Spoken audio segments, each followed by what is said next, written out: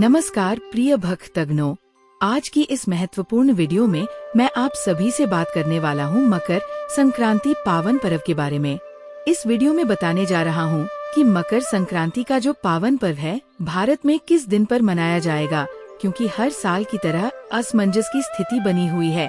क्योंकि हमेशा से हम सभी 14 जनवरी के दिन मकर संक्रांति का त्योहार मनाते आ रहे हैं, तो इस बार मकर संक्रांति किस दिन मनाई जाएगी? 14 जनवरी को या 15 जनवरी को? पुण्यकाल क्या होगा, महापुण्यकाल क्या होगा, जिसमें स्नान और दान किया जाता है? दान करने का सही समय क्या होगा? मकर संक्रांति के दिन किन वस्तुओं का दान करना चाहिए, किन वस्तुओं का दान नहीं करना चाहिए? मकर संक्रांति के दिन विशेष करके किन कार्यों को करना चाहिए और किन कार्यों को नहीं करना चाहिए, तो संपूर्ण जानकारी आज के इस महत्वपूर्ण वीडियो में हम जानेंगे।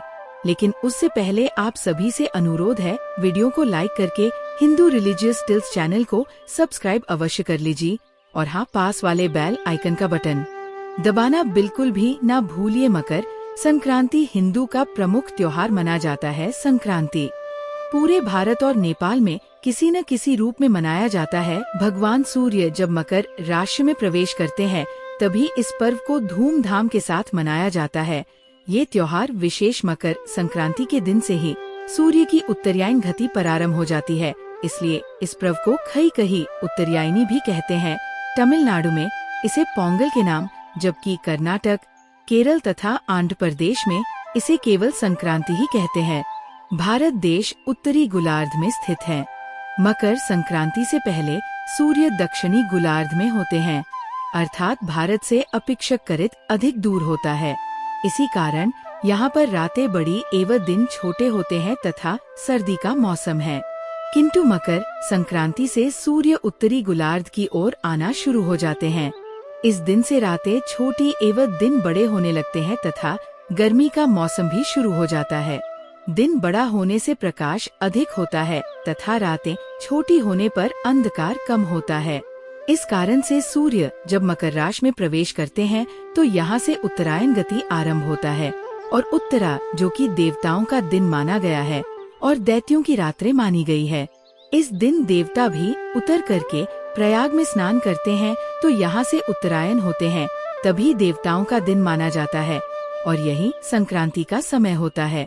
इस दिन देवता भी उतर करके प्रयाग में स्नान करते हैं, तो यही संक्रांति का समय होता है, तभी देवता भी उतर करके प्रयाग में स्नान करते हैं, तो यही संक्रांति का समय होता है, तभी देवता भी उतर करके प्रयाग में स्नान करते हैं, तो यही संक्रांति का समय होता है।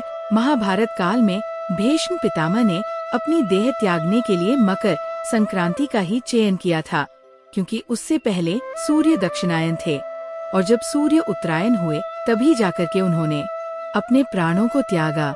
और यह भी कहा जाता है कि मकर संक्रांति के दिन ही गंगा जी भागीरथ के पीछे पीछे चलकर कपिल मुनि के आश्रम से होती हुई सागर में जाकर मिली थी। उत्तर भारत में इसे मकर संक्रांति, पंजाब हरियाणा में लोहरी, असम में बिहू, दक्षिण भारत में पोंगल के नाम से जाना जाता है। इस दिन लोग खिचड़ी बनाकर भगवान सूर्य देव को भोग लगाते हैं और विशेष करके तिल और बुल का अवश्य ही भोग लगान पर इन वस्तुओं का दान करना चाहिए और इनका ग्रहण करना चाहिए। ये अनंत गुना पुण्य फलदायी माना गया है। तो आइए सबसे पहले जान लेते हैं मकर संक्रांति के शुभ मुहूर्त के बारे में। इस बार मकर संक्रांति का पर्व, जो कि 14 जनवरी 2025 को मनाया जाएगा, इस दिन सूर्य धनुराशि को छोड़ करके मकर राशि में सुबह 8:44 में प्रवेश करेंगे।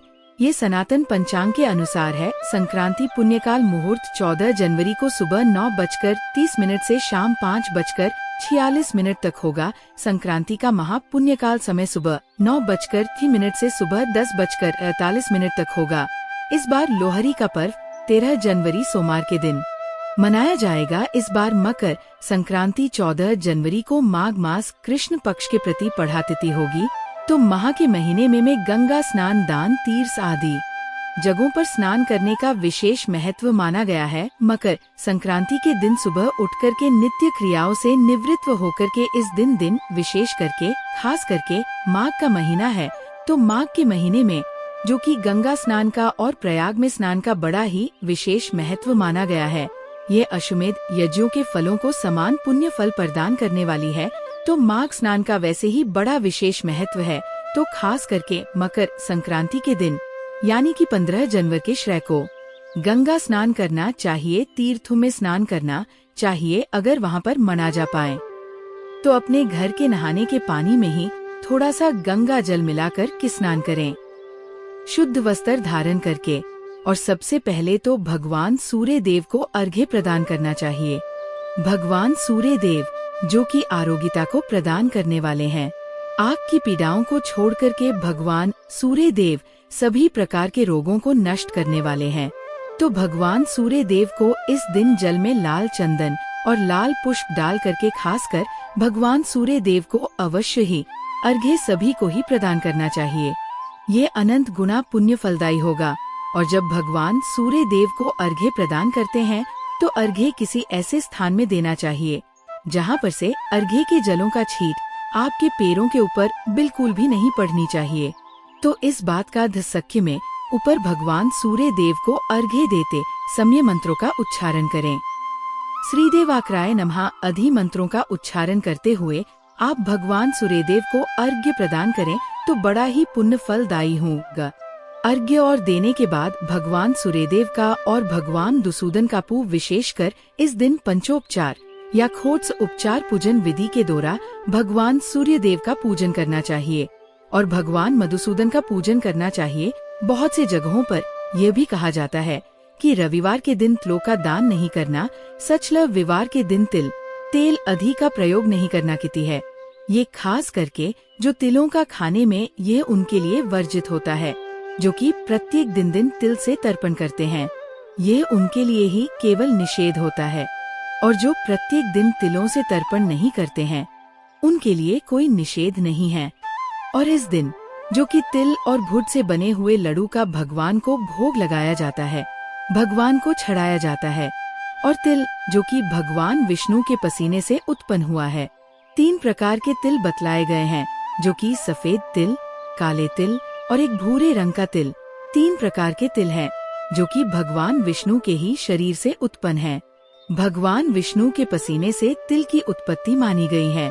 इस कारण से भगवान विष्णु को भगवान शालिग्राम को तिल और तुलसी चढ़ाने के लिए किसी भी प्रकार का दिन को निषेध नहीं माना गया है। इनके पूजन में आप इन चीजों का प्रयोग कर ही सकते हैं। या किसी भी प्रकार का पूजन होता है तो उसमें बिना भगवान विष्णु के पूजन का वह पूजन संपन्न नहीं माना जाता है। और फिर बिना तुलसी और बिना तिल के भगवान विष्णु का भी पूजन संपन्न नहीं माना जाता है। इसलिए किसी भी दिन का निषेध नहीं माना गया है, खास करके भगवान भी पूजन करना हो तो आप इस दिन जो कि भगवान को गुड़ तथा तिल से बने हुए वस्तु का भोग लगाए और उसका प्रसाद के रूप में ग्रहण कर सकते हैं। इस दिन जल, पुष्प, अक्षत, धूप, दीप आदि से भगवान सूर्य देव की पूजा करनी चाहिए और भगवान विष्णु और भगवान मधुसूदन को काले तिल गुड़ अर्पित करने चाहिए। उनके ऊपर अक्षत नहीं चढ़ाया जाता है भगवान विष्णु को, तो इस बात का विशेष ध्यान रखिए। अक्षत की जगह उन्हें काले तिल या सफेद तिल अर्पित करें। और तुलसी दल भगवान मधुसूदन के पूजन में भगवान श्री कृष्ण को, भगवान विष्णु को, भगवान शालिग राम को तुलसी दल अवश्य बिना तुलसी के पूजन संपन्न नहीं माना जाता है। और मकर संक्रांति के दिन जो कि तिल और गुड़ के दान का बड़ा ही विशेष महत्व है। गुड़ से सूर्य प्रसन्न होते हैं और तिल से शनि देवता प्रसन्न होते हैं।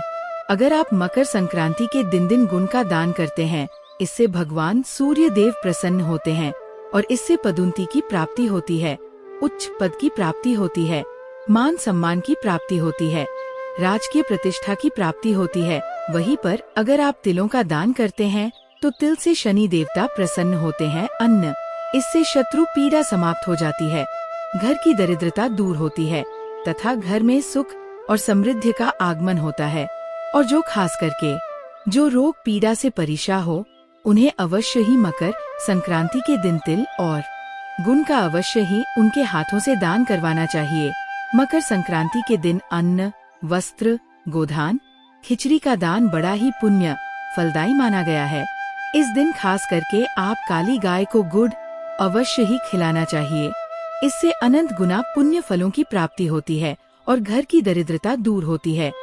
इस दिन मकर संक्रांति के दिन कुछ बातों का ध्यान रखना चाहिए, जैसे कि इस दिन लेव से बने हुए वस्तु का दान नहीं करना शुरू की शांति के लिए, जो कि इस दिन माणिक्य, गेहूं, गुड़, गुव, कमल का फूल, नवीन ग्रह, लाल चंदन, लाल वस्त्र, सोना, आंबा, केसर, मूंगा आदि का दान करना चाहिए। मकर संक्रांति की दिन करना चाहिए, लेकिन जितने भी चीज आप घर में उपयोग किया गया चीज को दान नहीं करना चाहिए। आप नए वस्तु को ही खरीद करके लाएं और उसी का दान करना चाहिए। तो इस बात का ध्यान रखें और इस दिन परिवार के सभी सदस्यों को भगवान सूर्य देव को स्नान करके शुद्ध वस्त्र धारण करके अर्घ्य अवश्य ही प्रदान करना चाहिए। गुड़ तिल का दान करना चाहिए। गुड़ तिल भगवान को अर्पित करनी चाहिए और उसको फिर प्रसाद के रूप में ग्रहण करनी चाहिए। इससे अनंत गुना पुण्य फलों की प्राप्ति होती है। इस दिन अपनी अपनी राशि के अनुसार भी इन वस्तु को दान करें तो बड़ा ही पुण्यफदायी होगा, लाभकारी होगा।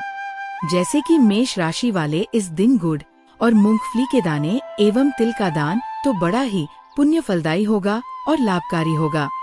वृषभ राशि वाले सफेद कपड़ा, दही एवं तिल का दान करें तो लाभकारी होगा। मिथुन राशि वाले मूंग, दाल, चावल एवं कंबल का दान करें तो लाभकारी होगा। कर्क राशि वाले मकर संक्रांति के दिन चावल, चांदी एवं सफेद तिल का दान करें तो लाभकारी होगा। सिंह राशि वाले तांबा, गेहूं एवं सोने के मोती का दान करें तो लाभकारी होगा।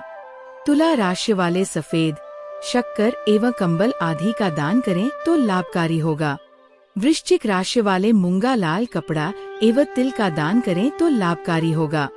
धनु राशि वाले पीला कपड़ा, खड़ी हल्दी एवं सोने का मोती दान दे तो लाभकारी होगा। मकर राशि वाले काला कंबल, तेल एवं काली तिल का दान करें तो लाभकारी होगा। कुंभ राशि वाले काला कपड़ा, काली औरत खिचड़ी एवं तिल का दान करें तो लाभकारी होगा। मीन राशि वाले रेशमी कपड़ा, चने का दाल, चावल एवं तिल का दान करें तो लाभकारी होगा।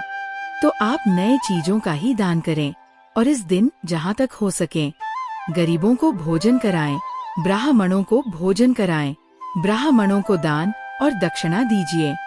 अपने सामर्थ्य के अनुसार आपसे जितना भी बन सके इस दिन अवश्य ही गंगा स्नान करें, भगवान सूर्य देव की पूजा करें, तिल गुण का दान करें, इसका सेवन करें, भगवान को अर्पित करें। जहाँ तक हो सके इन कार्यों को करना चाहिए। इससे अनंत गुण पुण्य फलों की प्राप्ति होती है और घर की सभी विघ्न बाधाएं दूर होती है।